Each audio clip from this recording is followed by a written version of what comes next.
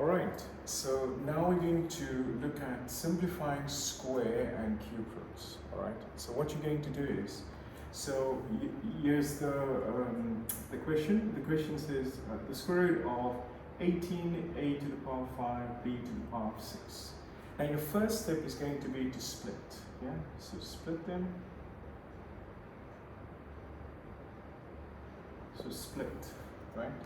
So all I did was I took the 18 and I put it in the square root times the square root of a to the power 5 times the square root of b to the power 6. Alright, so I just basically split it. Yeah. So now what I'm going to do now you can put the square root of 18 in your calculator and you'll see you'll get a number like the square root of 18. You'll get, if you put this in your calculator, you'll get 3 square root 2, right? But what you do with the 3, you square it. So 3 times 3, that is 9. So this 9 now comes under the square root. Right? So now we're going to have 9 times 2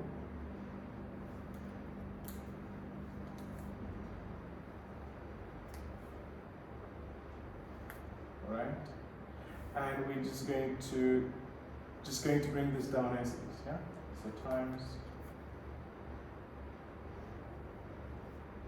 a to the power 5 times square root of b to the power 6, right?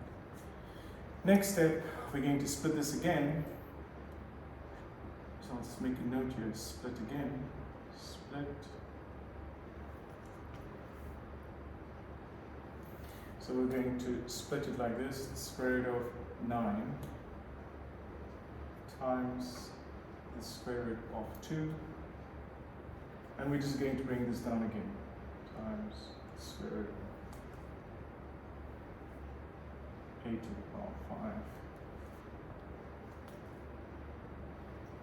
5 times square root of b to the power 6. And now we're going to evaluate. Now, the square root of 9, that's perfect. Yeah? So, the square root of 9, well, that's just 3.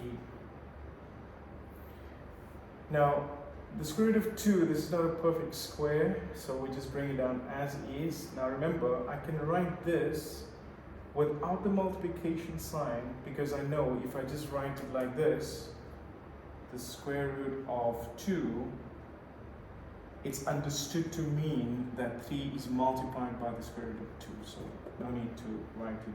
But if you want to, you can, more than welcome. Now, there's a 2 there because it's a square root. So we take this 2 and we put it under the 5, so then it's going to become a 5 over 2. And when we do that, when we take this 2, and we put it under the 5, the square root falls away. Yeah? We've done this in class. Right? Times. And we do the same for b.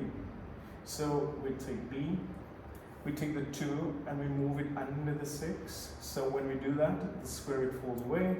So then it's going to be 6 all over 2. Yeah?